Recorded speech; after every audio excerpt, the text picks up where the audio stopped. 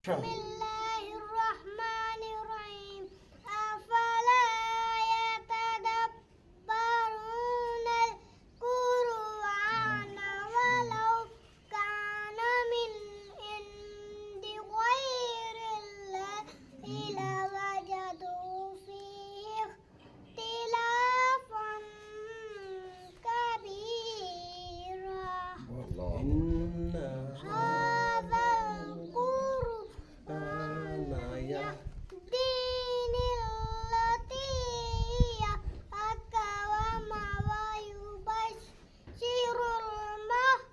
المؤمنين الذين يعملون الصالحات أن لهم أجرا كثيرا. سبحان الله.